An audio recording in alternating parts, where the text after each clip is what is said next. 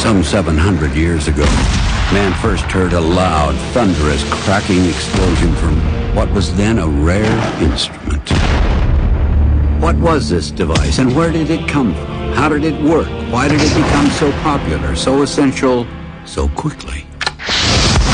Take a journey through time, revealing the mysteries behind one of man's most powerful creations, the gun. From medieval legends surrounding the invention of gunpowder to the laser-sighted rifles designed for the 21st century.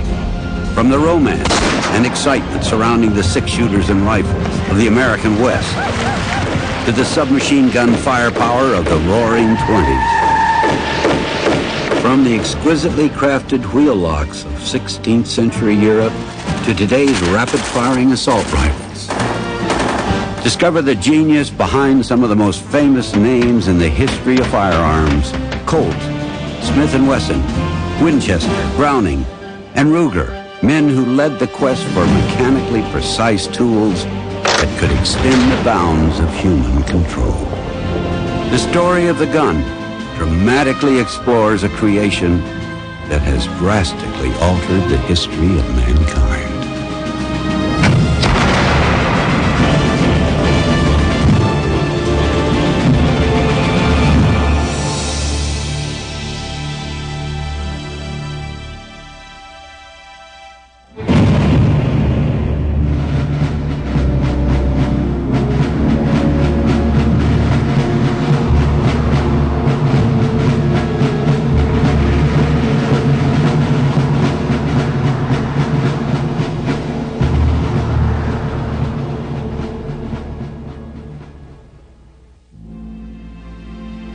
The gun, perhaps the single most influential object of all man's inventions. The answer to man's dream of exerting power and influence beyond the reach of his arm. Few other devices in history combine so many disciplines, involve so many interests, or raise so many questions. Despite the gun's key importance to the modern history of mankind, there are many fundamental facts which remain unknown. Who invented it, when, and where? But what is certain is a gun's power. Firearms indisputably help shape our borders, our cultures, even our religious beliefs. Whether a gun's force is used for good or evil, it holds the power of life and death. What is a gun? We all know what happens when a trigger is pulled. Its basic function is quite simple, but what is it? Perhaps Oliver Winchester described it best. A gun is a machine for throwing balls. Oliver Winchester. How does this machine throw these balls? To understand the history and evolution of firearms, we must first understand what makes them work. Simply put, a gun involves really only three items. First, a tube or barrel to launch a projectile in a straight line. Second, an object or bullet to fly through the barrel. And finally, gunpowder, which when lit emanates an explosive gas which forces the bullet out of the barrel at a very high speed. Guns may seem simple in theory, but in fact they contain tight mechanical tolerances and involve extremely complex physics to function properly. But long before firearms were invented, man was slowly fulfilling his dream of power beyond his reach. For centuries, man's power came from sheer muscle. Men threw stones and warriors thrust spears. The quest for more power resulted in bizarre-looking catapults and huge slings. While intimidating and most useful in breaking down castle walls, these creations were difficult to move around. Because of their size, aiming and hitting a man-sized target was next to impossible. It was the bow and arrow that first gave man an accurate and reliable way of defending and feeding his family. But a true bowman would take years to train and years of practice to become even remotely useful to organized armies. Though crossbows were much more powerful and accurate, often penetrating armored horsemen, they were large, heavy, and clumsy. Ultimately, the use of bows didn't really change the methods of warfare all that much from the days of rock throwing. It was the invention of gunpowder that changed the world forever. But as with much of the history of firearms, many myths have grown around this epic discovery. According to popular legend, the first inventor was a German monk by the name of Berthold Schwarz. Supposedly, while attempting to create gold out of mercury, Schwarz stumbled upon the ingredients of gunpowder. Legend has it that Berthold himself was nearly killed several times over by his exploding discovery. According to 13th century philosophy, any explosive substance was thought to be the work of the devil, and Satan himself is said to have assisted Schwarz in his discovery. In fact, it's extremely doubtful the good Father Berthold ever lived at all. There's no evidence of a birth or baptismal record, no tombstone or monastery roll. No records have ever been found that could prove his existence. Berthold Schwarz did not exist. There's no records of him. And of course it's interesting they choose the name Schwarz. Schwarz is black in German. And they're talking about the black arts and things black and things demonic. And of course gunpowder and firearms have always had kind of a demonic connotation throughout the early portion of their development. So I think Berthold Schwarz was just an explanation for the invention of gunpowder. Mixtures of chemicals resulting in an explosion were known long before anyone knew what gunpowder was, let alone guns. Many ancient Chinese and Indian words scripted around 1000 AD signify weapons of fire, heaven's thunder, and devouring fire. It's been said that when the Egyptians invaded India several hundred years before Christ, they did so with storms of lightning and thunderbolts hurled from above. More than likely, these were references to firecrackers or some intimidating smoking substance. How, where, or who invented true gunpowder will always remain a matter of speculation. The first time we actually find any record of the actual formula of gunpowder, which consists basically of various proportions of potassium nitrate or saltpeter, sulfur, and charcoal, was in England in about the middle of the 13th century when Roger Bacon, philosopher, writer, scientist, alchemist, actually wrote down a formula for gunpowder. There's no question it probably did exist prior to this period, but this is the first actual recording we have of it. It's very possible it could be a European invention, it could be Near East or Far East. We don't know. Probably never will. Roger Bacon was so concerned about the danger from this invention that he prevented others from learning the formula, except for those that he wanted to, by using anagrams and codes and so on. And even to this day, the codes that he came up with haven't been fully deciphered. But it's definite that he knew a formula, and he certainly did see that this was ominous for the future of the world, and that's a major reason that he wanted to keep it a secret.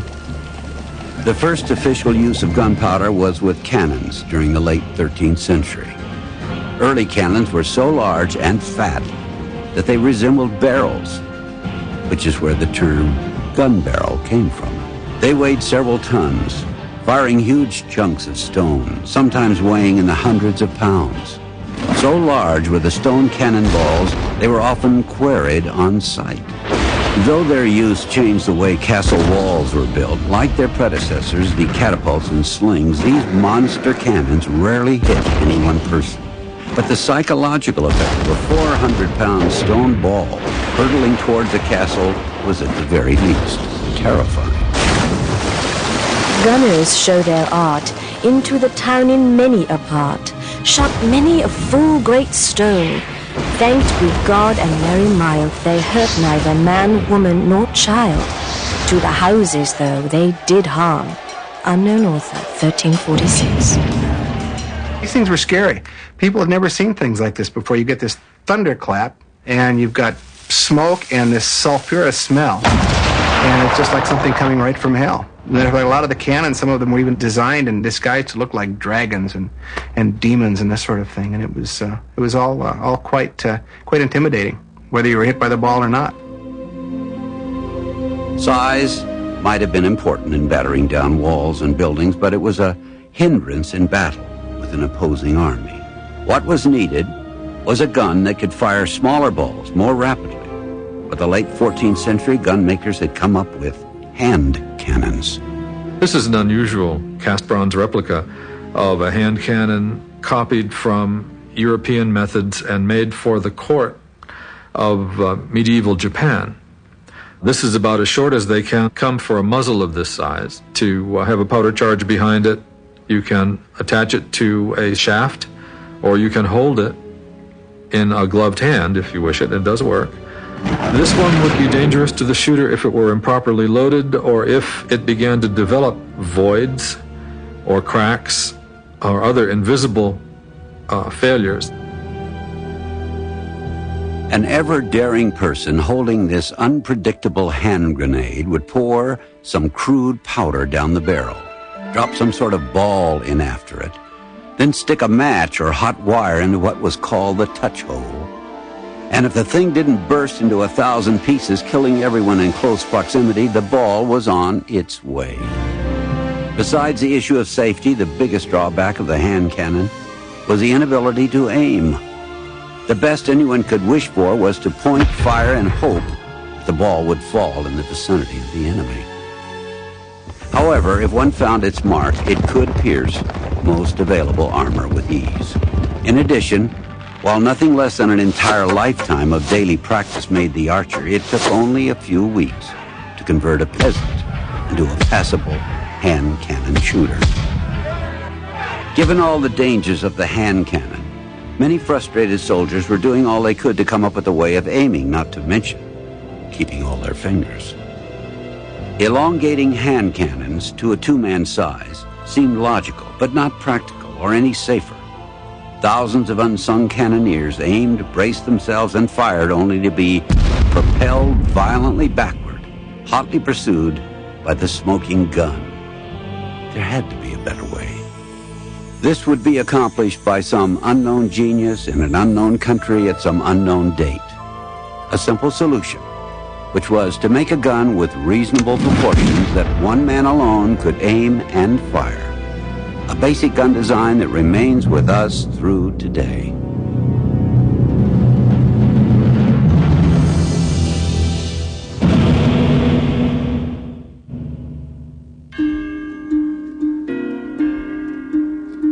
They carried with them one article, which was about 2 or 3 feet in length, straight, heavy, and hollow. One end, however, was closed. Some mysterious medicine was put into it with a small piece of lead, and when one lit the medicine, the lead piece was discharged and hit everything. Light like lightning was seen, and noise like thunder was heard, so the bystanders closed their ears with their hands. Unsigned Japanese letter, 1542. This letter indicates it took some time for guns to spread throughout the ancient cultures. Over 200 years prior, in 1326, the earliest dated picture of a gun was drawn for the Royal Instruction Book for Prince Edward III of England. It's generally assumed, however, that guns even existed before this picture was drawn. Documents and surviving archaeological artifacts from various digs show that early guns were really cannons rather than firearms, and they're shaped like a large vase, and there was powder inside, and they could put a projectile, a ball, or a lance or an arrow of some kind, and they had bored a touch hole in the back end of this device, and once it was all loaded, they just lit that touch hole and kaboom. Sometimes the cannon probably blew up, but that was part of the evolution of firearms you learned by doing. The basic shape of early guns and even cannons undoubtedly took their form from that of church bells. Foundries that cast these bells were one of the few places where such an item could be made without much modification. But it wasn't long before guns began to look like firearms or arms of fire. By the middle of the 15th century, the first true gun appeared. As time evolved, they went from this little tube to what they call a matchlock. It looks much like the guns or the rifles that we know of today. with a lock, stock, and barrel. It was a muzzle-loading gun. You would load it from the muzzle. You would load the powder in, and then you would load the ball in, ram it down with a ramrod. And then, in order to ignite it, you had a very primitive type of lock. Although the matchlock looks similar to modern firearms, it functions quite differently. A matchlock means that a piece of burning cord, it was usually something that would remind you very much of a piece of clothesline, soaked in just the nitrate part of gunpowder, soaked in saltpeter, and kept alight. It burned a few inches a minute. It was lit just before a battle. Some of the soldiers put lit matches in the brims of their hats and elsewhere in order to always have a match handy when they wanted to snap it into something that looked like a primitive hammer. This primitive hammer was part of a gun's lock mechanism. The term lock refers not only to this primitive-looking hammer that holds the match, but also to the trigger, which releases the burning wick into the priming pan. The wick would burn and in turn ignite the main charge inside the barrel. The word lock probably originated from the fact that it operated similarly to lock mechanisms of the time. More than likely, early gun locks were designed by copying methods of mechanics used by locksmiths of the day. At first, the world of 1400 paid little attention to this new invention, but it wasn't long before the gun's influence was recognized. Great changes had come with transformations of warfare, society, and government, all fueled by this new instrument of life, death, and power. Firearms are the most common and popular implements of war, as the too few avenues of death have been discovered in the course of the centuries. Had not the generation of our fathers, rivaling God with his lightning, invented this mean, whereby even at a single stroke, men are sent perdition by the hundreds. Pierino Belli, Venice, Italy, 1563. The matchlock system was something that the Pilgrims were very familiar with, and was quite dangerous to shoot because you had a burning match and you had black powder right next to it, and when you pulled the trigger, the serpentine would go down and ignite it, but you also would normally wear a bandolier of black powder and balls, so you were like a walking bomb just waiting to blow up.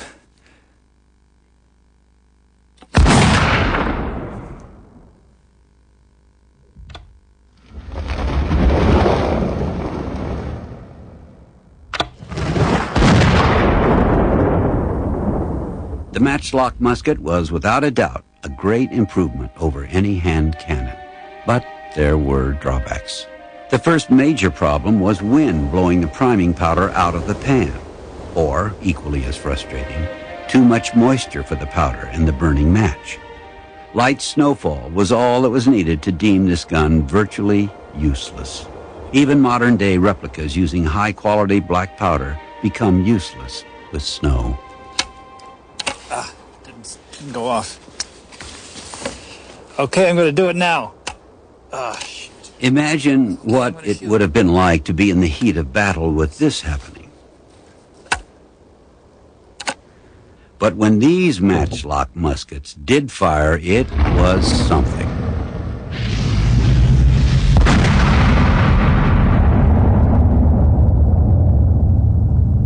An unbelievable, thunderous boom. Quite a shock for the many people who had never heard or seen cannons before, let alone this monster of a gun. I think they were originally prized as much for their psychological effect as they were for their physical effect, because they weren't very accurate.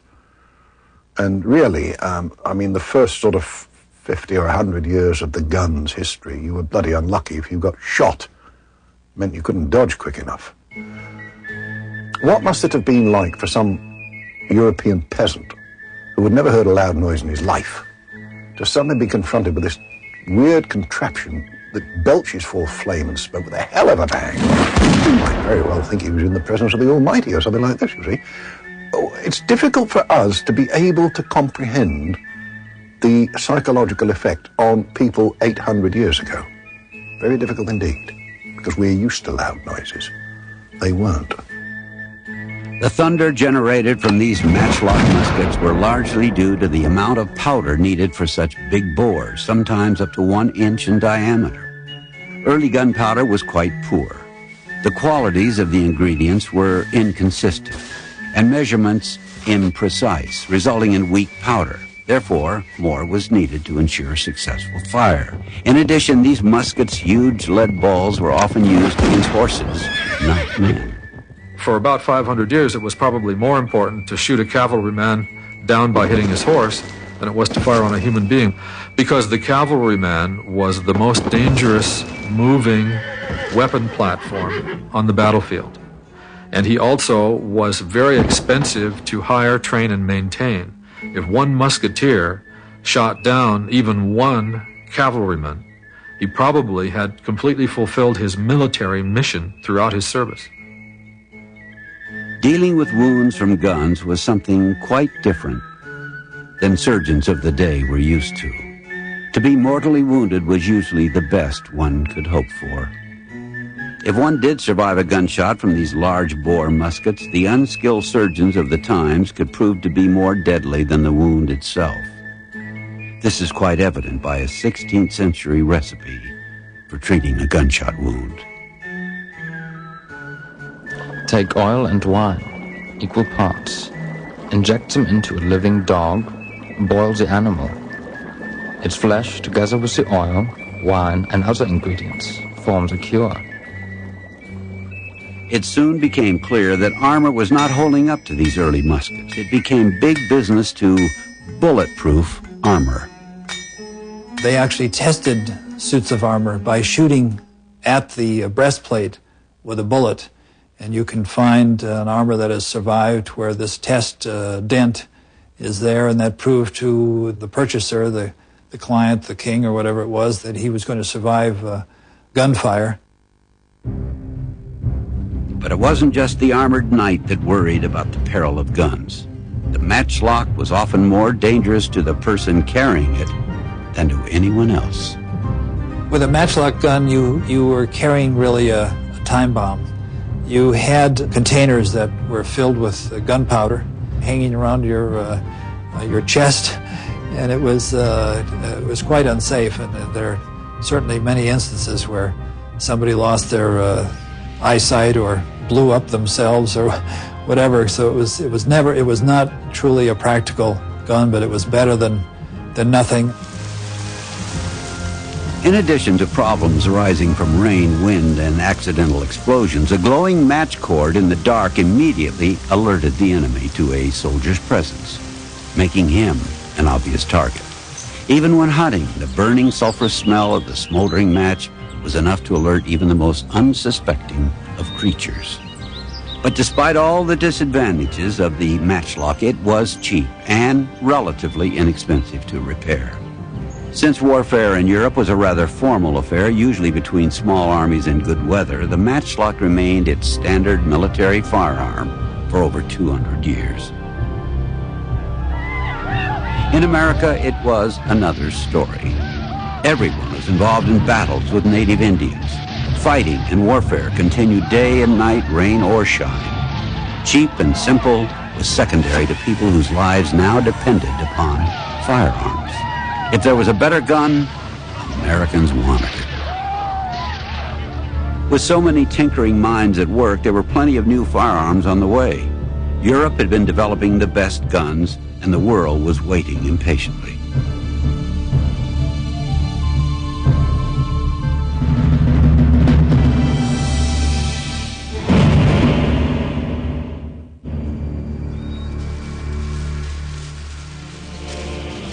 The Indians never stand still, but are always running and traversing from one place to another.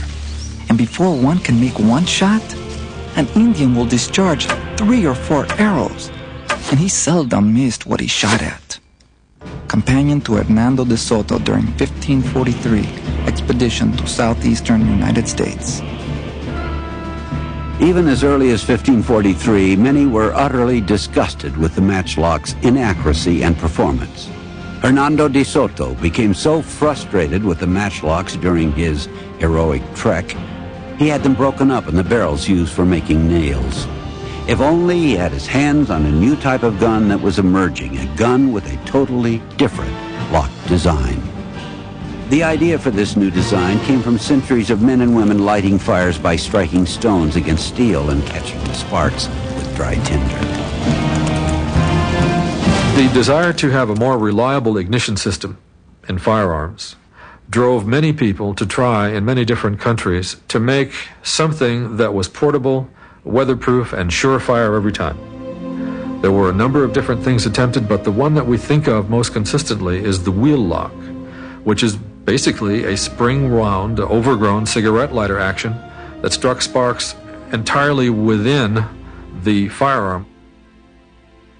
The wheel lock, as its name implied, involved a wheel, which had to be wound by a spanner or a key, and it would be turned about a quarter of a turn where it locked. Powder would be put into the flash pan. The pan would be closed. The dog's head would be brought down on top of the pan. The dog's head, by the way, had a piece of iron pyrite in it, not flint. Iron pyrite was softer than the steel and would cause a spark. If you had flint, it would grind the wheel down on nothing flat and it would become useless. So that's why they used iron pyrites. And then all you did was pull the trigger, and it would spark. The spark would cause the powder to ignite. The powder in the pan would ignite the charge in the barrel, and away you'd go. Very, very fast. The term dog's head became used to describe what we now call the hammer, for the obvious reason that dog's head resembled a dog's head. Throughout the history of firearms, many people were known to be working independently on the same problem at the same time in different countries. This certainly was the case with the wheel lock. Many people and many countries have laid claim to its invention. Historians feel the design originated in the shops of European watch and clockmakers, since the wheel lock functions in much the same way as timepieces of the day. But one of the first datable references came from one of history's greatest geniuses, Leonardo da Vinci. In his famous Codice Atlantico is a drawing of a complete wheel lock mechanism. Did da Vinci invent it? It's doubtful, since the best guess for the date of these drawings is 1508, and quite a few references earlier exist. This is yet another chapter in the history of firearms that will always contain unanswered questions. Regardless of who invented the wheel lock, the impact of this new gun upon warfare and upon society was tremendous. The thing about the wheel lock is that it meant that you could carry a weapon loaded and primed and ready to fire, which you couldn't do with a matchlock. And this, in its turn, led to the shrinking of the handgun and the arrival of the pistol, which could be concealed about the person. So much so that several countries in Europe forbade wheel locks, except in the military. And anybody in possession of a wheel lock was liable to get severely punished, because they were an invitation to conceal a weapon and get up to no good with it.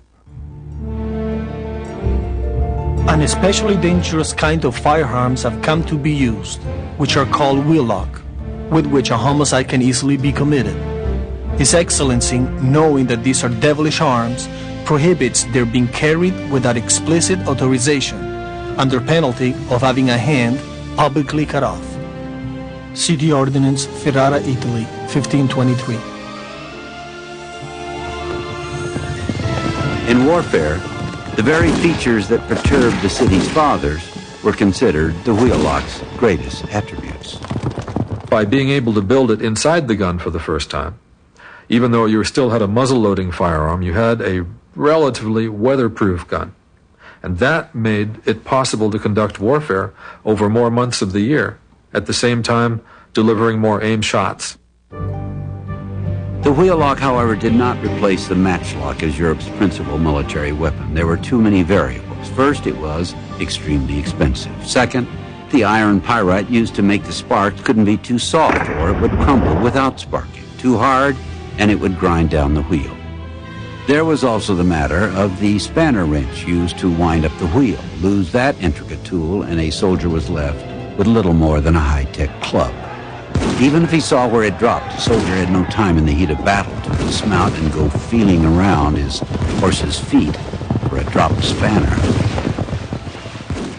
Even colonial North America, whose early expansion coincided with the wheel-lock era, found this gun mainly in the hands of wealthy settlers in English colonies such as Jamestown. The wheel-lock, although a great technical achievement, was just too difficult to repair, too expensive, and too delicate. The wheel-lock, if it was well made, would operate just like a fine watch. You could count on it every time. There's one thing you have to consider, however, with all guns made up to about 1900, black powder burns very dirty. And unless a gun is kept clean, it can plug up the touch hole, it can foul up the mechanism. There are all sorts of things that can happen that would make it inefficient.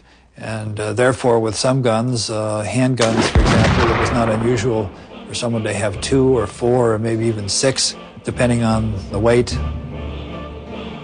The wheel-lock contained over 50 individual parts, leaving repairs to be performed by the most respected master gunsmiths, who, unfortunately, were a rare commodity. Many of the wheel-lock's finest features were also its greatest drawbacks. To avoid the age-old problem of having the priming powder exposed to wind or rain, there was a cover which was kept closed until fired. That is, unless the gun was dirty or slightly worn. With the wheel-lock, there were several features you had to deal with. The wheel is to spin against the pyrites, but there's a pan cover. So after you put in the priming powder, you can pull the pan cover over and then put the pyrites on top of the pan, and when the trigger pulls, the pan cover goes forward. The pyrites are forced in against the wheel, and the sparks are produced to ignite the charge. However, sometimes the pan cover got in the way, and in this case we're going to fire it by putting the pyrites against the wheel and leaving the pan cover off and pulling the trigger.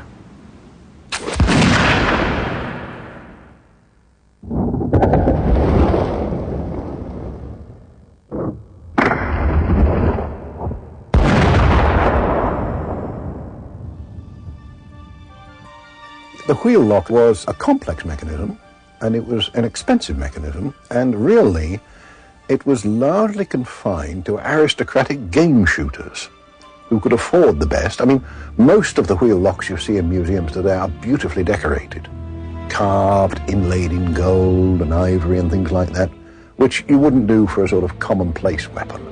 But this was owned by a duke or a grandee of some sort, and he wanted to show it off a bit.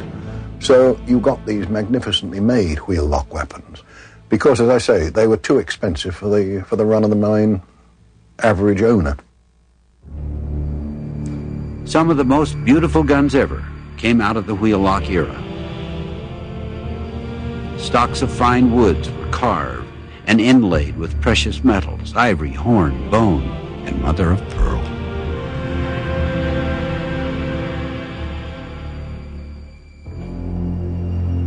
Metal parts were etched or engraved and chiseled in high relief. Military, erotic, or even grotesque themes were personally tailored to the taste of the purchaser. But with only the wealthy able to afford these prized instruments of art, the market was wide open for something equally reliable yet simpler and cheaper. By 1650, the wheel-lock's popularity had diminished because of a whole new group of guns that had emerged. A new style of lock that would last well into the 20th century, the flintlock.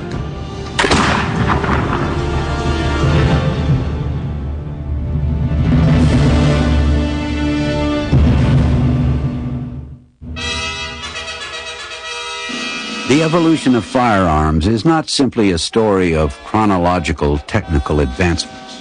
Many types and styles of guns emerged during roughly the same era, yet became popular at different times.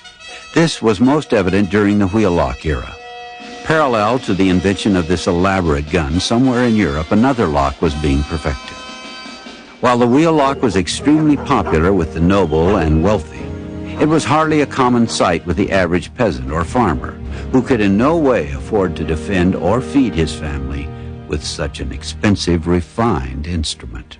Drawing on the knowledge of both flint and steel fire kits and the ignition qualities of matchlocks and wheel locks, some genius decided to take a piece of flint, which is harder and more durable than iron pyrite and has a longer life when used in this fashion, and turn it into a striker to throw sparks into the chamber of a firearm. Legend has it this gun lock was invented by Dutch chicken thieves during the 16th century, who were called schnapphanses, or rooster snatchers. The glowing coal of a matchlock was a liability in their profession. If the farmer himself didn't notice the glow or smell the burning wick, his dog did. According to myth, this led the various thieves to design and make a gun known as the schnapphan, or pecking cock. The device that held the flint reminded early Dutchmen of the pecking action of a rooster, hence the origin of the now legendary phrase to cock the gun. The schnapphan was a reliable firearm, but was susceptible to damage because its springs and levers were mounted on the outside, leaving it vulnerable to weather and physical damage. The gun lacked refinement, but it represented a major step forward. Ultimately, the best attributes of its spark-striking mechanisms would be incorporated into a totally new gun. While the names of most early gun makers are unknown, the origins of this new ignition system points with reasonable certainty to one man. For the first time in the history of firearms, the inventor of a gun is thought to be known. Sometime around the year 1615, in a little village in Normandy, a Frenchman by the name of Marin le Bourgeois took the schnapphan and made a French hybrid. The gun quickly became known as the flintlock.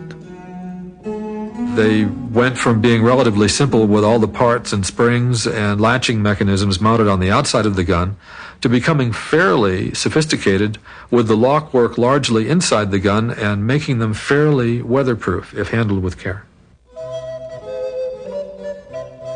The invention of the true flintlock made Monsieur Bourgeois an instant celebrity.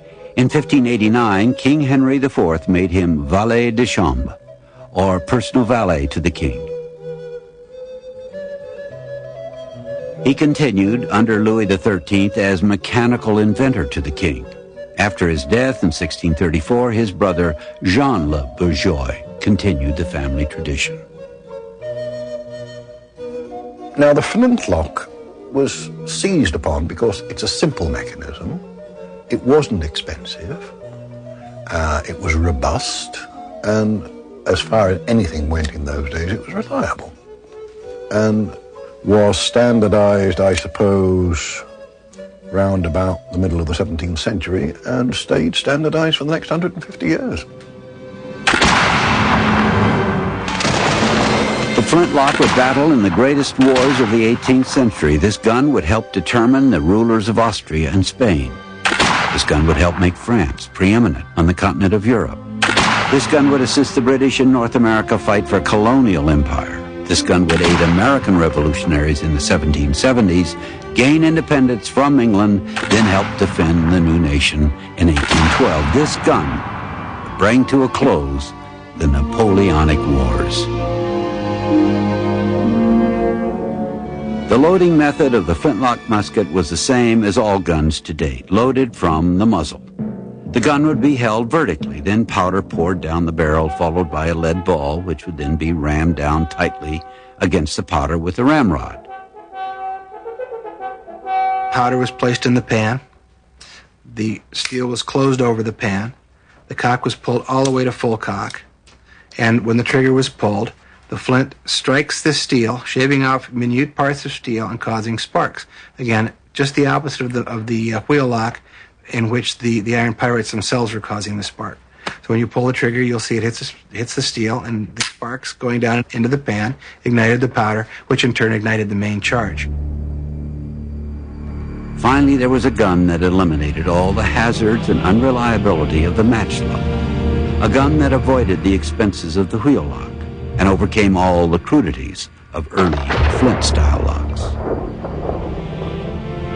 guns became perfected to the point that they could hit armor and pierce armor, and they had to deal with the gun in another way.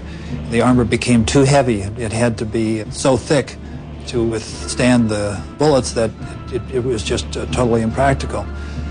And by the 18th century, the only vestige of armor that's left is a gorget worn by non-commissioned officers in the British Army. This was the remains of what protected the knights and many fighting men for centuries. Armor was history. That was the end of the night. When handguns and firearms and easily transportable firearms evolved, the heavy plated armor disappeared. It was of no more practical use. Every major power seized upon the flintlock's design, all adding their small touches of identity. From the northern Scandinavian countries to far reaches of America, this gun reigned supreme. But of all the countries with their many shapes and sizes of flintlocks, there was one that became the best known and the most celebrated, Britain's Brown Bess flintlock musket. It's perhaps one of the most famous, if not the most famous, flintlock muzzleloading gun. It wasn't that it was anything particularly wonderful. It was certainly no better a firearm than the guns that were being developed by the French and the Dutch at that time. But of course, the British being everywhere, it achieved a notoriety. The main thing about the Brown Bess musket and what made it so special from other guns, especially in England at that period, was it was the first gun that was basically standardized for use in the military. Prior to that time, the different colonels of the regiments could buy just about anything they wanted to. Three factors made this gun such an important weapon: strength, reliability, and speed of loading. Everything worked so smoothly. We're shooting a Brown Bess musket. This is the type used by the British and even the American forces during the American Revolution. It served the British Army for over a century. It's about 75 caliber, fitted with a bayonet, and it's shooting a black powder ball.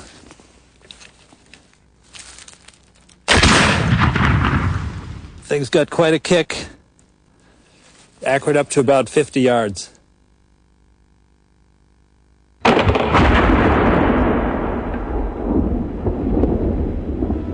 The origins of the name Brown Bess have been lost to antiquity, but more than likely it was an affectionate nickname given by British soldiers.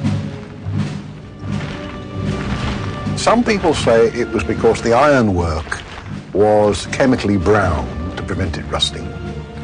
And other people will tell you it's because of the walnut wood on the stock. And you can take your pick, 6 of one and half a dozen of the other. Bess, well, not from Queen Elizabeth, because that was long after her time. Bess, it was just a bit of alliteration, Brown Bess. You couldn't call it Brown Elizabeth or Brown Catherine, it didn't sound right. Brown Bess, that was all right.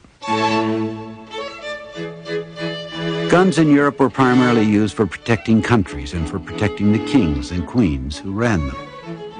In fact, that was about all they were used for, since for centuries European gun ownership was strictly limited to the wealthy or the powerful. The wealthy in those days were, generally speaking, dukes and kings and princes and empresses and so on, and it wasn't in their best interest to allow the serfs and the common people to own firearms, because all of a sudden they don't need a duke anymore. A firearm in the hands of the common man gives him the potential for freedom. A gun is really something that is a great equalizer, a great source of power, and they wanted to control it. Even hunting was a privilege, not a right. From the Middle Ages to the mid-19th century, the right to hunt anything, anywhere in Europe rested on the decision of one person, the king. The game belonged to him. And the right to hunt in England was a matter of great controversy. It didn't extend to everybody. You could be a yeoman or a local squire, and you'd have a farm of some sort, but you didn't necessarily have any right to hunt. And the ownership of firearms could only be justified as a hunting weapon. Ergo, unless you were someone who was born with a hunting privilege, a baronet or better, you couldn't hunt, and therefore what was the use of firearms? The king, however, enjoyed hunting to its fullest. It was considered to be one of the most civilized sports among the upper echelon of society and was practiced with lavish ceremony. In many respects, the sport of kings is not horse racing, it's hunting. And there's ample documentation of that in woodcuts and paintings done often by famous artists. There are major composers who wrote classical music that was intended to be played during hunting events. And you see in this whole 600 years, there's sophistication in every aspect of guns, so that you've got really a cultural thing. It was very fashionable to have these big hunting parties on estates, and all classes of the aristocracy wanted to do this. It was a congenial group, meaning people who probably knew of each other from childhood and so on. 10 or 15 men and their wives. There'd be a big dinner in the evening and parties, a rather social occasion. While nobility enjoyed its highly respected sport of hunting, the various kings' gamekeepers roamed the countryside looking for poachers. It was a serious crime. Even the possession of a carcass was illegal. The royalty owned everything and everybody, even if you had a freehold on the property. You could be a serf living in a house by a creek, but if you took your bow and arrow or a crude firelock out and shot a deer, you'd probably be hung for it in most countries operated by royal families. But as years progressed, the power of nobility gave way to commerce. Anyone willing to pay the king, or even lend the king money, could obtain hunting privileges.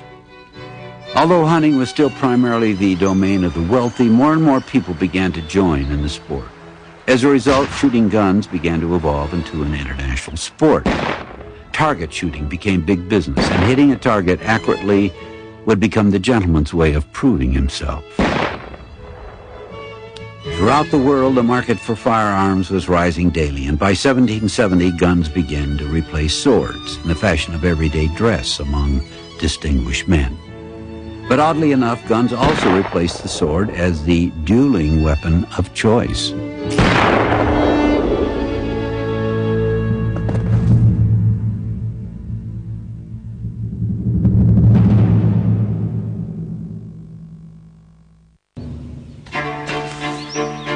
It has been a custom from the earliest ages to decide differences and avenge injuries by single combat caused by seducing a beloved wife, daughter, etc.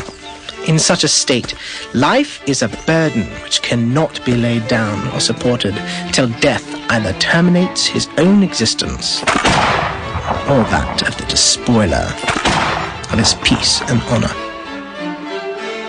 A treatise on dueling, 1842. For centuries, members of the most civilized societies have settled their differences in the most uncivilized ways. Of all the firearms of the flintlock period, years 1610 to roughly 1810, probably none arose as much interest, mystery, and suspense as did the dueling pistols. At first, duels consisted of hand-to-hand fistfights, and they were fought with clubs, advancing to the most famous of all dueling tools, swords. But once firearms came into widespread use, special matched identical pistols were created for the sole purpose of dueling. Ironic and barbaric as it sounds, yes, they really did duel with them. And of course, there are great Americans who fought duels. Our President Andrew Jackson fought a duel over the honor of his wife. It was the pistol ball from that duel that eventually they felt contributed to his death when he died. He actually fought the duel and shot his opponent, but was hit himself, but never acknowledged that he was hit and rode away without anyone knowing until his seconds and people were out of sight that he had taken a pistol ball. Over the years, dueling evolved into a respected means of ending disputes between gentlemen. Often they were fought in front of an audience, adding even more merit to the defense of one's honor. Dueling was taken so seriously, there were even published books of etiquette and rules to be followed when defending one's dignity. I cannot impress upon an individual too strongly the propriety of remaining perfectly calm and collected when hit. He must not allow himself to be alarmed or confused, but summon up all his resolution and treat the matter coolly. And if he dies, go off with as good a grace as possible. Dueling instructor, 17th century.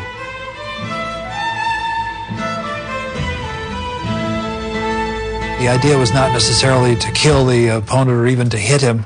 It was a matter of honor, so that they had the courage to stand up for whatever it was and whatever the differences were between the two, and have seconds and those who were responsible for making sure that everything was fought fair and square. By 1700, dueling was practiced everywhere. England, France, Germany, America all had men settling their differences at one time or another in such a grandly morbid manner. Interestingly, the act of dueling was illegal everywhere, and it wasn't until 1875 that dueling became equal to murder in the eyes of the law. But in France and the southern states of America, dueling actually continued for several more decades before courts on both continents began to enforce the laws against it. While many gun makers dedicated themselves to handcrafting beautiful, elaborately decorated dueling pistols, many others concentrated on bettering the gun as a machine. As proud men dueled across the globe, great advances were being made in the firearms industry. Most military firearms, well up to the time of the Civil War, were smoothbore, meaning that you've got a plain tube, it's like a piece of polished pipe with smooth insides on them. What this did, it allowed you to load a ball quickly and easily. A smoothbore was not particularly accurate for a couple of reasons. First of all, the round bullets that they used, round balls, when they were cast, would not be perfectly cast.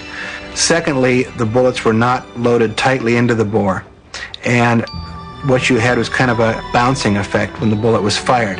And so the direction that the ball would take would be determined, A, by the configuration of the bullet itself, its weight or the deformation, and by the last bounce that it took when it left the barrel. In addition to being inaccurate, these smooth-bored muskets had some other problems. Gunpowder of the day was extremely dirty, and only after a few shots the bore and lock of the gun could become so fouled it would have to be cleaned before it could function properly.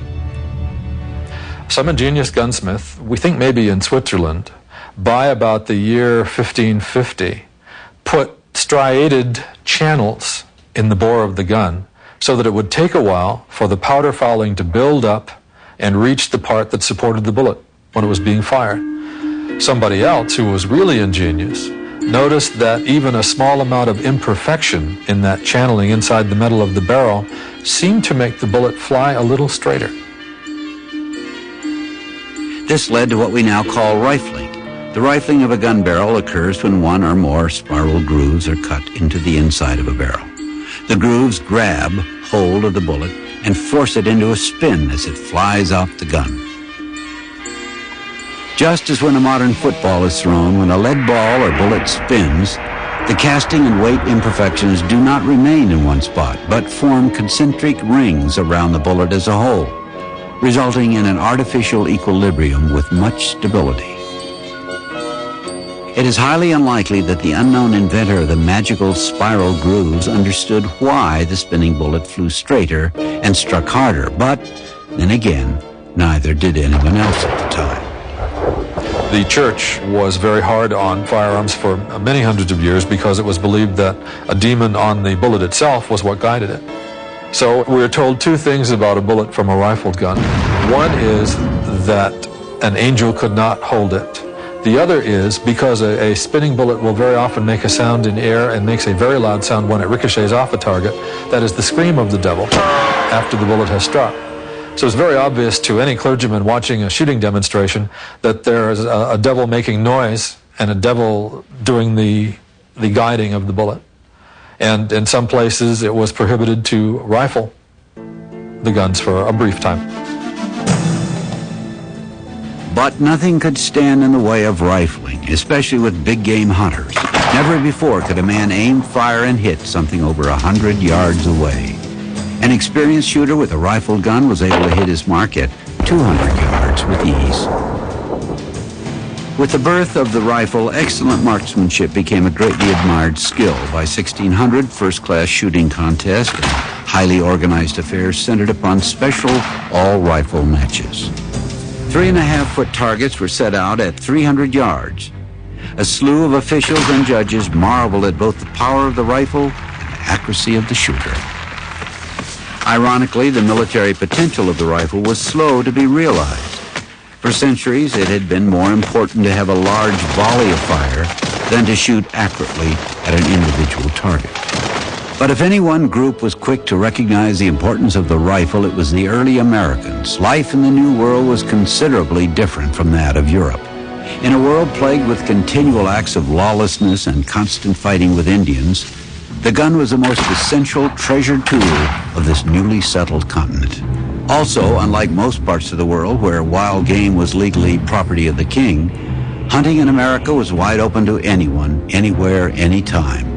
It was considered a man's God-given right to feed his family as he wished. In this country, my lord, the boys, as soon as they can discharge a gun, exercise themselves, with some are fowling and others are hunting. The great quantities of game and the great privileges of killing make the Americans the best marksmen in the world. A minister of the Church of England to the Earl of Dartmouth, 1775. The minister's letter would prove to be prophetic. That very year, American riflemen were about to make their presence felt on the stage of world history.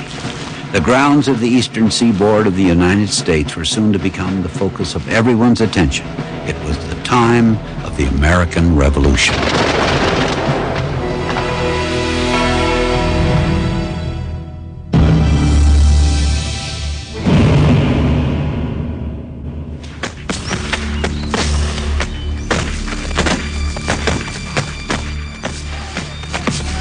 These Americans had riflemen.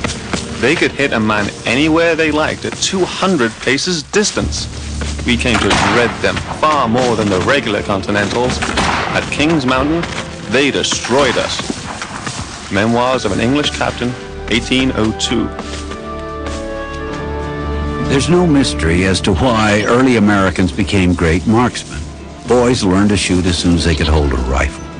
Hunting was wide open to all, and before a boy hit his teens, he was expected to put meat on the family table. But one of the best things to happen to the American marksman was the many Dutch, German, and Swiss gunmakers who left their native countries for greater peace and freedom in the new lands of America. It was these immigrant gunsmiths, with their superb skill in the art of gunmaking, who would lead America to the forefront of firearm power. Life on the American frontier was completely different than it was on the civilized continent of Europe. Weather, variety of game, and shooting conditions all varied greatly from that of Central Europe. To accommodate these new conditions, the immigrant gunsmiths made many detailed technical changes to their rifles. These included lengthening the barrels for longer range accuracy and improving the flintlock's mechanism. Beauty wasn't overlooked either. Finely detailed brass and silver hardware were used to complement gorgeous stocks made from American woods. By 1750, these guns evolved into an entirely new firearm. A long, graceful, light but sturdy, beautiful, supremely accurate weapon was born. This was America's first original contribution to the development of firearms. Finally, here at last, was an actual improvement over any European gun. But what was this graceful rifle of the American frontier to be called? Over the years, it has had many names, but by far the most famous was the Kentucky rifle. The name Kentucky rifle is a misnomer because these guns were generally not built in Kentucky at all. They were made in Pennsylvania. However, the earliest reference to the Kentucky rifle is in the lyrics to a song about General Jackson and how he and his force defeated the British at the Battle of New Orleans, and it specifically refers to his men with their Kentucky rifles. These guns were taken from Pennsylvania into the Kentucky, which was the opening frontier at the time they were being made. There's no question that the gun is truly a Pennsylvania invention. Daniel Boone, of course, and Davy Crockett were ones that used them and were made famous in the movies. The riflemen and their Kentucky rifles were invaluable to early American settlers. On June 14, 1775, Continental Congress authorized 10 companies of riflemen as a first step toward creating a new national army. The next day, Congress appointed George Washington as commander-in-chief. The United States Army was born, and in the beginning it was all Kentucky riflemen. When war broke out between the rebels and the British, it was the American rifleman who was feared the most. It is true that rifles had been used in battle before, by both Europeans and early colonists. But it was during the American Revolution that the rifle would have its greatest impact on warfare. A rifleman grows naturally behind each tree and bush on the continent. Captain Thomas Pinckney, commenting on the British fear of riflemen, 1775. The Kentucky riflemen were so revered and so respected that some of them who were captured during the Revolutionary War were actually sent back to England, and they were asked to fire demonstrations with their Kentucky rifles because the British officers and so on didn't believe that it was possible to shoot with such extraordinary accuracy, and these riflemen proved it. Despite all the attention that the rifles of the war were getting, the standard smoothbore musket was still the workhorse of the American Revolution. As the standard arm, it bore the brunt of the fighting and won most of the battles. The problem with the rifle is it takes way too long to load. George Washington himself even passed an order whereby riflemen were never to be placed in a position where they couldn't run or retire after firing their first shot, because it did take a lot longer to load one of these than it did a regular military musket. Military musket was smoothbore, and you could probably load a good flintlock 2 or 3 times a minute, whereas this would probably take at least a minute or so to reload. Although small special units of British soldiers were also armed with rifles in limited quantities, their rifled guns shared the same drawbacks of American rifles, but not for long. In March of 1777, a new unit of British soldiers set sail for America and war. On board was a brilliant young Scotsman named Patrick Ferguson. Not only was Ferguson an excellent marksman, he was an ingenious gun designer. With him, he carried 100 of his new prized rifles.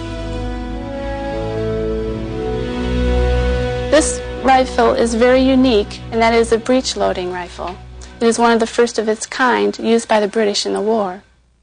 You take the trigger guard and you turn it. Once you turn it, you will see that it opens up the breech here. Once you have it opened, you can put the bullet in and put the powder in. Once it is loaded, you turn the trigger guard back to its original position, prime the firing pan, and you're ready to fire. Up until the Ferguson rifle, most guns were loaded from the muzzle, the end of the barrel. While there were many previous attempts at breech-loading guns, loading at the lock mechanism, none was as successful as Ferguson's design. At the time of the American Revolution, Patrick Ferguson's rifle was vastly superior in every respect to every other rifle made. Now, without the problem of forcing a bullet down a rifle barrel, a Ferguson rifle could be loaded and fired 6 to 8 times a minute, compared to 3 times a minute for the Kentucky rifleman. There's a unique story behind this rifle and this man who invented it, Patrick Ferguson. Legend has it that he was a very good shot, and one of his duties was to try to knock off the United States commander, which was George Washington.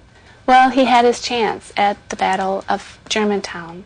He had George Washington in his sights, but he did not shoot because he did not believe that George Washington would put himself in the position of being in the open field, wearing casual clothes without any pomp, without any bodyguard. So he did not believe it was George Washington and held his fire.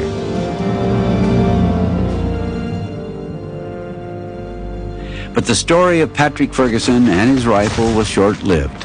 On October 7th, 1780, at the Battle of Kings Mountain, Ferguson himself fell victim to an American rifle ball.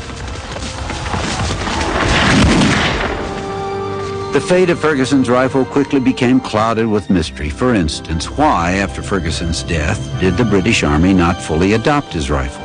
What happened to the 100 original Ferguson rifles? No one knows.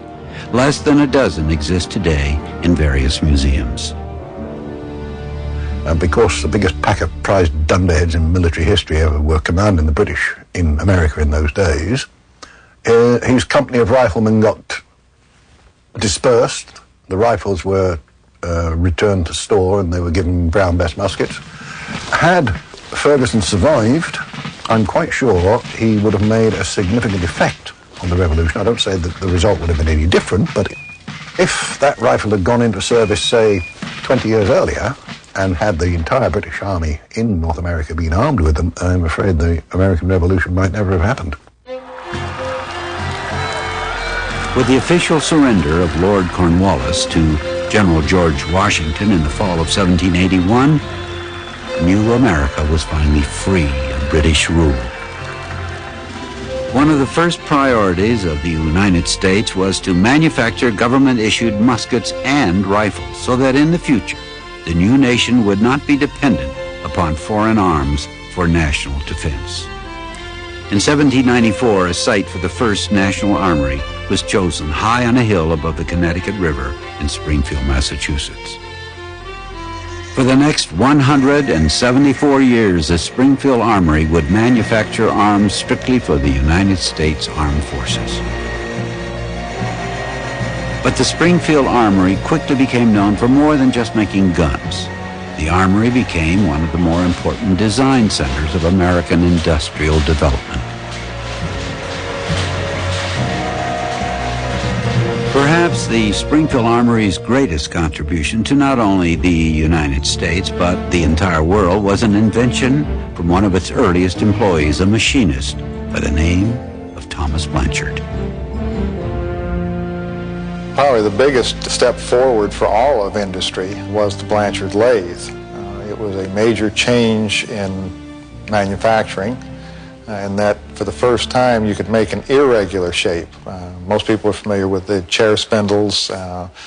Baseball bats is not a good example. It's made on the type of machine, but it's still a regular shape. But what it did is let you take a model which was not the same, in the case of rifle stock, and copy it to a blank of wood. And the same systems are used today. Prior to the Blanchard lathe, it took 1 to 2 days to make a rifle stock by hand. Now, a 12-year-old boy could turn out a dozen stocks in a single day. The biggest breakthrough on that is the civilian uses. Best known today, everybody wears shoes. One of the reasons that shoes for the right and left foot became so common is that shoe lasts could be made very easily using a Blanchard lathe, and it really increased the production of shoes. And probably the most recognizable for anybody today is the little machine at the hardware store that copies keys. That's, I guess, called great-granddaughter of the Blanchard lathe. Well, the evolution of firearms is a story that tells the development of the manufacturing and mass manufacturing both in Europe and the United States. The development of firearms led to the development of many of the machine tools and technology necessary for the Industrial Revolution to bring forth other inventions both in Europe and the United States. Diderot's encyclopedia has a large chapter on what was a theory of that time, and that is that in manufacturing firearms or other precision instruments, it would be possible to make all of individual parts alike and then at the last minute assemble them, and rather than fitting them together as you went, which was the customary thing up to that time. But the first exponent of that theory was not a European, it was an American, Eli Whitney, who set up a foundry or a plant in North Haven, Connecticut. And so it was the beginning of interchangeable manufacture in America and in the world. Many other industries spun out of the firearms system. The most common and best known are typewriters, sewing machines, bicycles. Those all come out or were located near firearms factories. The first bicycle factory was located in West Hartford because the only people that could manufacture the complicated parts that would make a bicycle work were the firearms craftsmen of their time, the precision tool makers. Same thing, Smith Corona typewriters. Smith was a firearms manufacturer. You could go on and on and on, really. This, of course, was the whole body of precision. Precision breeds precision. It's almost as though it was a living creature. And so it's kind of a thing that I think our industry has taken some pride in. I certainly have. As a child, I was fascinated to read this history of machine tools and their use in gun making, and to see how significant they had been in all the great adventures of a blossoming country. But advances in the firearms industry were far from over. The gun-making community was rapidly approaching its landmark turning point, surprisingly inspired by the invention of a minister.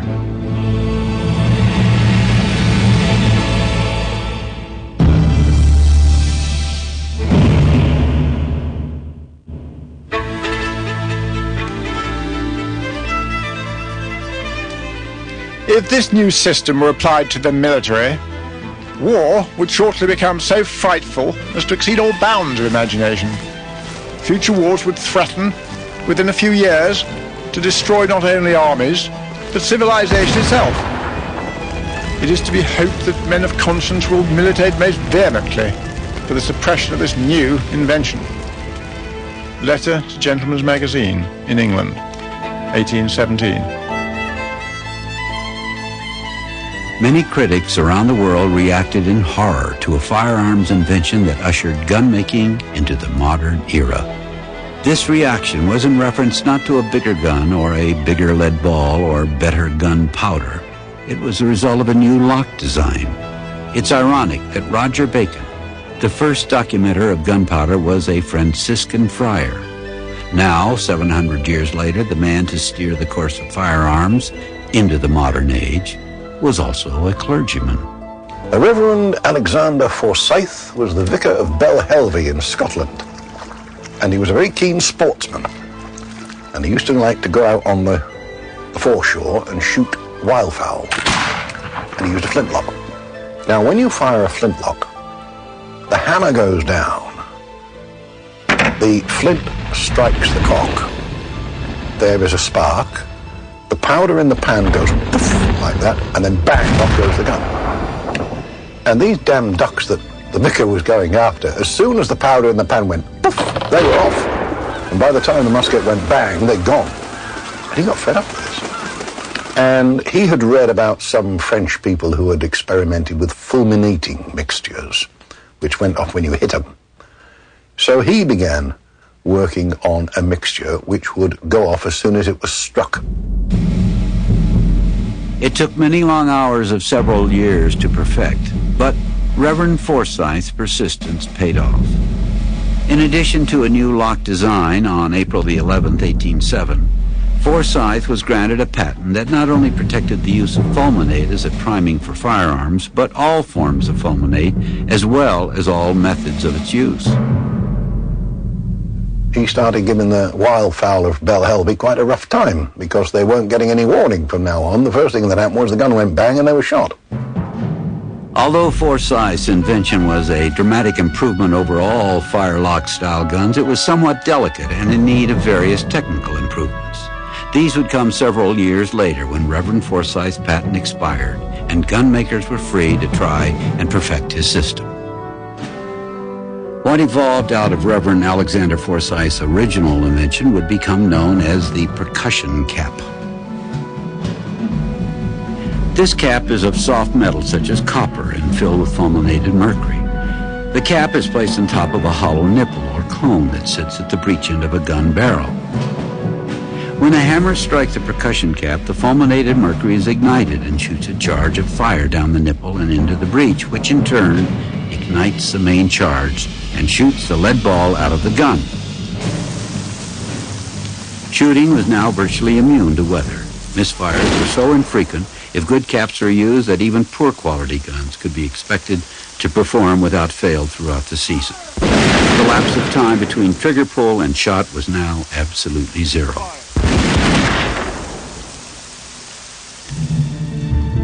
The transition from flintlocks to percussion locks was swift, if not revolutionary.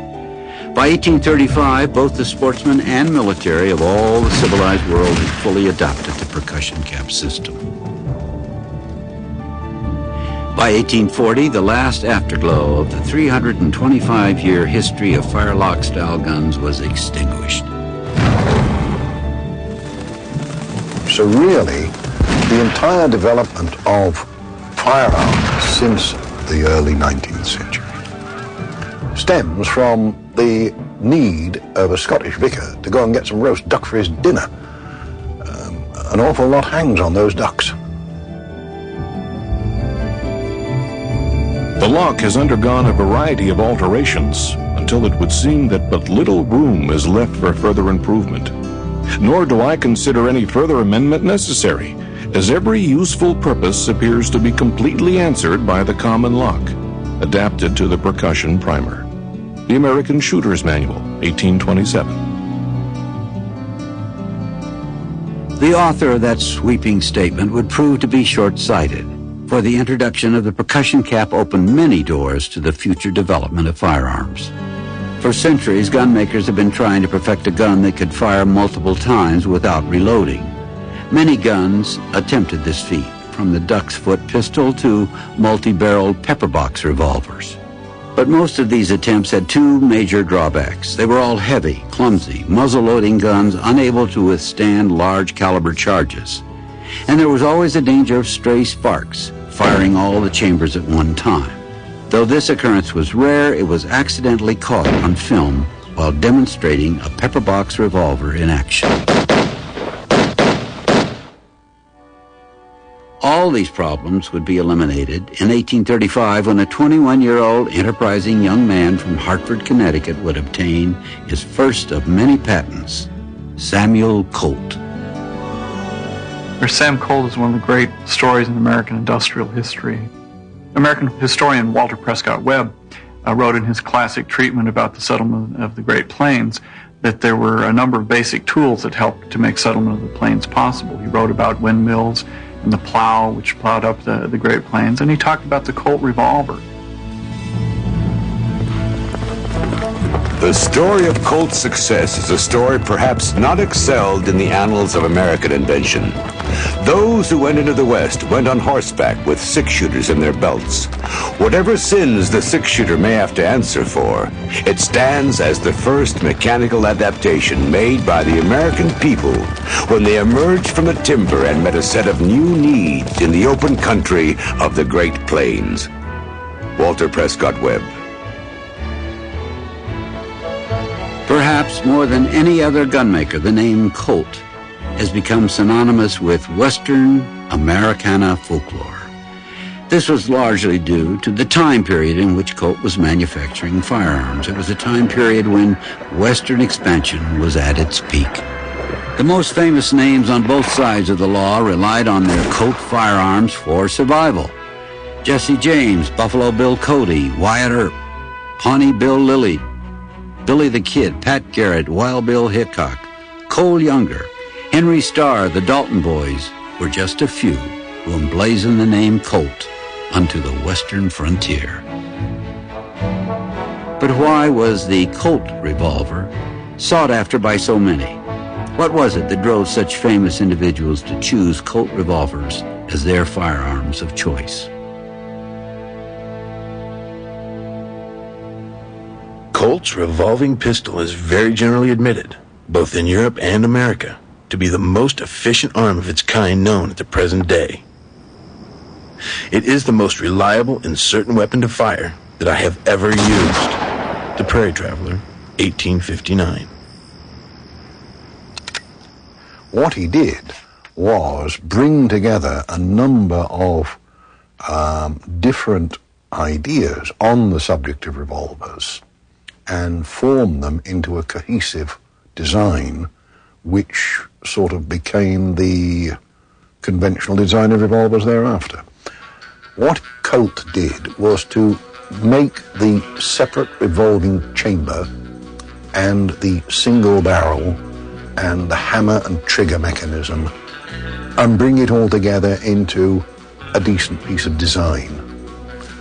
He managed to develop a simple rotating mechanism and link that with the firing mechanism so that as you cocked the revolver, you moved the cylinder around for the next shot. These very tiny details brought everything together into a working revolver. Colt was the man who brought it all together into the form we know the revolver today. Samuel Colt built for the first time in the history of firearms a safe, reliable way of firing a large caliber gun multiple times without reloading. Also, no longer was it necessary to ram a ball down the muzzle. Just pour a powder measure into each chamber. Use the built-in loading lever to push a lead bullet into each powder chamber, then pop the percussion caps on the nipples at the rear of the cylinder. We're about to shoot the Walker Colt revolver, made in 1847. The first practical revolving firearm. It's a percussion and shoots a .44 caliber round or conical ball. As you pull the hammer back on the single action, it lines the chamber up with the barrel. We have grease over the front of the chamber to prevent multiple discharge. When the trigger is pulled, the gun goes off. Sales for Colt quickly skyrocketed in both the civilian and military market. Not only did Samuel Colt have an extremely viable product and did everything in his power to protect his patent from infringement, he was above all a genius in self-promotion. Sam Colt's success, of course, was tied not only to his inventiveness, but his ability to promote his products, being very skillful at presenting politically astute gifts to people who might help develop contracts for the sale of his products, and people who might have kinds of political, economic, and industrial connections to make sales of his revolvers practical and possible, and see to the sale of huge numbers of his products. Always a showman, Samuel Colt set up lavish displays of his firearms in highly visible places, such as the Crystal Palace in New York City. The Colt Company would support many Wild West shows that performed with his guns around the world. Samuel Colt turned his gun and name into a byword that reached far beyond the world of firearms. But Colt's firearms were worthy of their reputation. They were superior handguns that appeal to not only the United States, but the entire world. Samuel Colt's firearms were well-made, reliable, and most importantly, affordable. America was now at the forefront of firearms development. With the new ability to fire rapidly, gun makers around the world next sought a faster way to load and reload a gun. Once again, America would produce the answer with the help of two men, Horace Smith and Daniel Baird Wesson.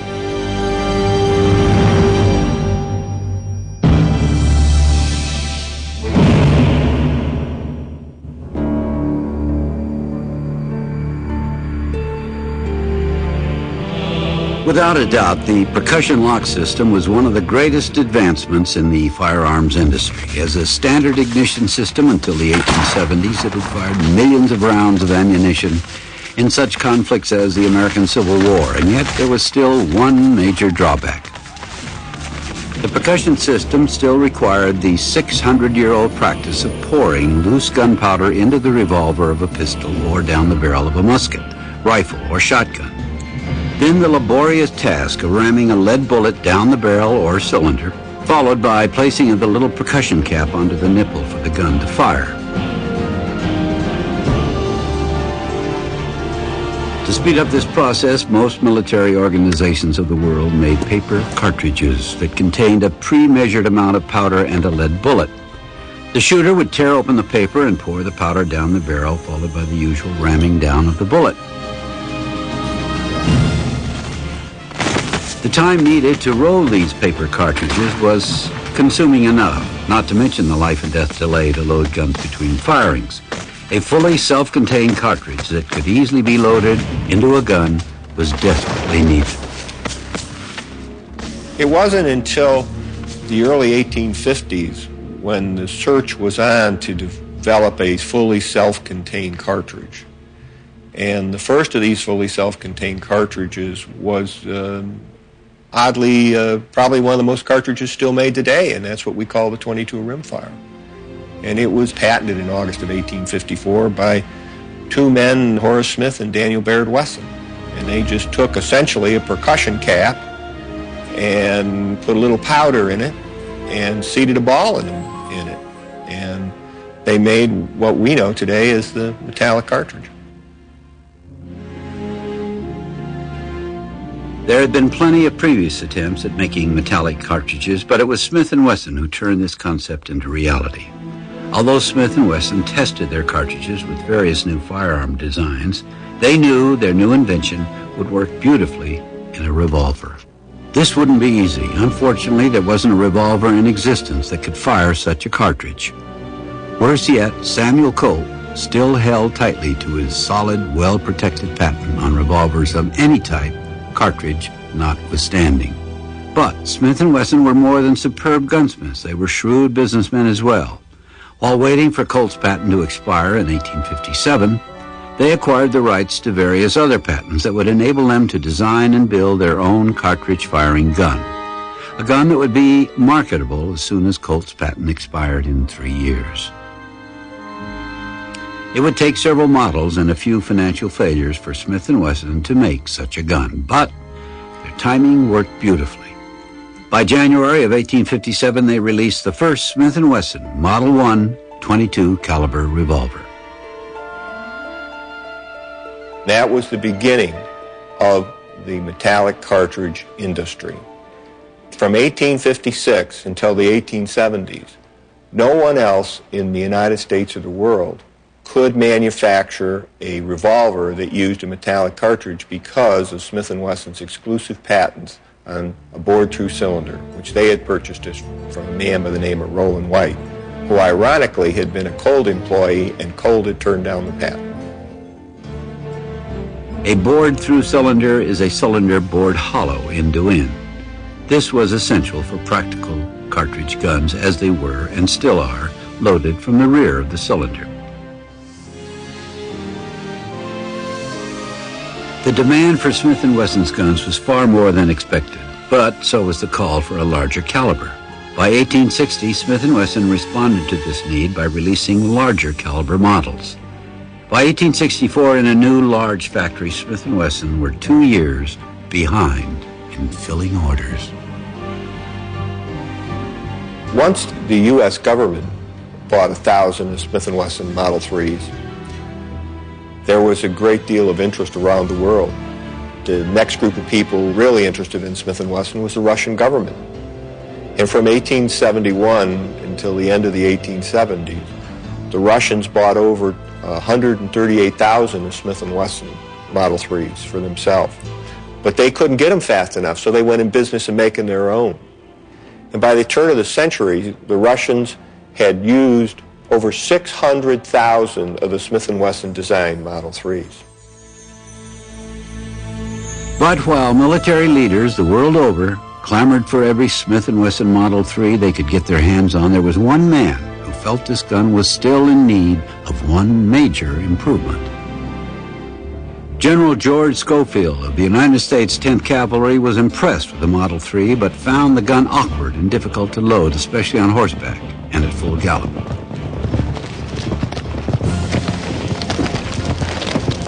Major Schofield wrote to Smith & Wesson with a new design plan for the gun. The gun makers received the suggestion with open arms. By early 1873, Smith & Wesson had released their perfected Model 3 Schofield revolver. The original Smith & Wesson Model 3 had the latch on the barrel. What Schofield did was to put the latch on the frame. Now, how he did it was so that the man who was riding at a gallop could reach up with his thumb, pull the latch back, and then hit it against his leg, automatic extracting the cartridges. Then he could quickly reach into his pouch when he switched the gun to his rein hand and drop in 6 more cartridges, snap it closed, and he could do all that in less than 20 seconds. And he was back in action. With any of the other guns that were available on the frontier at that time, you had to individually punch the cartridges out one at a time.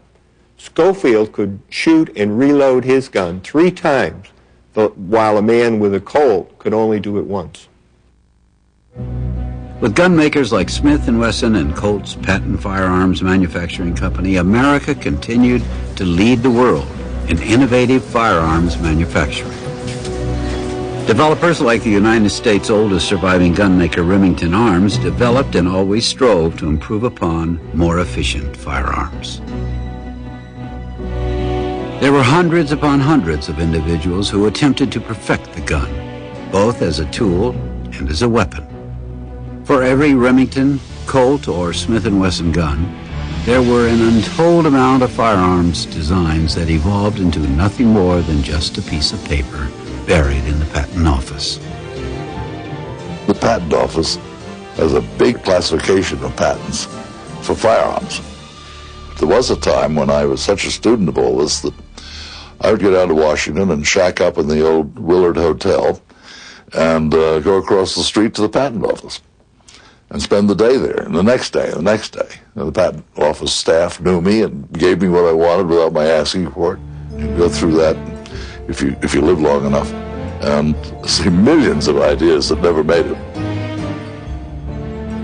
Look at this entire picture of gun history, and it's 6 centuries of absolute fascination. And this whole story is just so complicated, and besides the fact that it covers over 600 years, there's so many different countries involved, so many different inventors involved, so many different types of firearms. There's the artistry, the craftsmanship, there's this incredible mechanics, there's chemistry, there's physics, there's the performance, and when it comes right down to it, there's an extraordinary romance. As many collectors will say, if only this object could talk, could really tell its own history.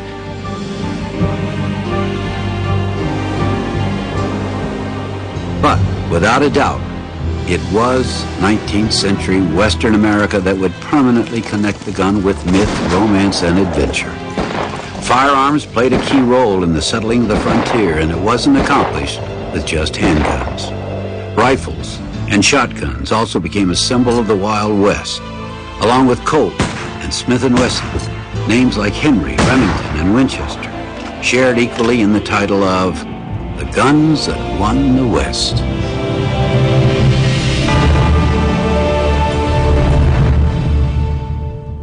After 600 years of progress and refinements, the gun was poised for its most dramatic leap forward. From the end of the 19th century to the present, wizard gun makers have lifted firearms to an unprecedented level of reliability and firepower. In the next episode of The Story of the Gun, meet legendary gun makers like Oliver Winchester and Tyler Henry, and infamous gunslingers like Jesse James and Wild Bill Hickok. Watch Annie Oakley turn sharpshooting from a thrilling sport into a demonstration of the equality of women. Learn how Native Americans outgunned the U.S. cavalry and beat the white man at his own deadly game. Explore the genius of the man behind the most important guns that helped the Allies win 2 world wars. Be there when gangsters turned the tables on the police and used John Thompson's famed Tommy gun to make the 20s roar. See how a Russian tank mechanic combined a rifle and a submachine gun into a revolutionary new weapon that 40 years later is still state-of-the-art. Have guns reached the peak of perfection?